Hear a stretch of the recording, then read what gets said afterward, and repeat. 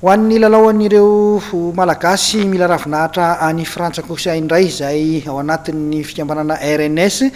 dia tonga teto Madagasikara ny filoha-hevitra izany fikambanana izany nanazava fohifohy ny mety ho fisotry ny faninanana any amin'ny faran'ny herinandron'ny Paska ho an'ny taona 2024 any. Efa 10 taona ny RNS zany amin'ny 2020 anasana antsika rehetrarehetra satria firalaina vao fifaninana na dia lavo lenta tokoa raha fifaninana ho an'ny ekipa sasatsasany. Misy ihany koa moa zany ny zava-baovao entin'ny ekipa vaovao izay mitsinjo ihany koa ny atrany ihany koa ny sportif. Misy ihany koa ireo atao hoe animation ho sasatsasany ihany koa zany ho atao vaovao atao amin'ny RNS iraky ny gymnase rehetra misy ary indrindra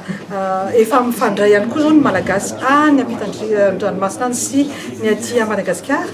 dia manasa ihany koa zany ireo talenta sportif mba onore zany ifampisinjo ifanampy zay fanampiana ny sportif ihany koa aty Madagasikara zany anisan'ny tanjony ekipa vaovao. Malagasy firy eo ny andrasana zany amin'ny fifaninana io dia inona daholo ankoatry ny fanatanjahantena misy zavatra fa avy eo hitan'ny malagasy tonga any malagasy raha ohatra jery manao jery totrika isika eo amin'ny 6000 7000 malagasy eo no tonga amin'izao fotoana izao. Io dia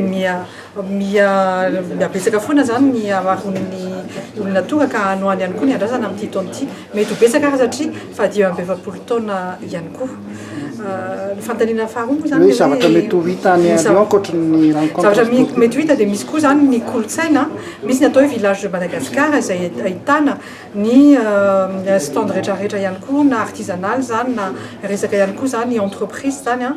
misy ireo talenta tanora vaovao vao misandratra ihany koa avy France sy ny irina avy aty Madagascar ihany koa. Ny tena atao hoe tokotelo mahasamanandro ny RNS dia ao ny sport, ao ny kolontsaina, fa ao ihany koa ireo fianakaviana izay mifankahita isaky ny RNS efa mahita zao fa mandresy any amin'ny RNS indray tsika andray tsika no mifankahita dia isataona dia ohatr'izay ireo mpijery ny sportif ary ny kolontsaina. Inona mety hoe tombony ara ekonomika azon'ny raisiny mivantana ho an'ilay ville mandray ny RNS? Raha ohatra ny gazetin'le ville mandray ny RNS no vakiana dia hoy izy hoe ny RNS ozy izy dia mitovy lenta ny retombées économiques amin'ny Ironman zany efa tena hoe budget efa tsy fantatra intsony efa amin'ny 1 million fa hoe ny malagasy zany izay tonga manotrina ny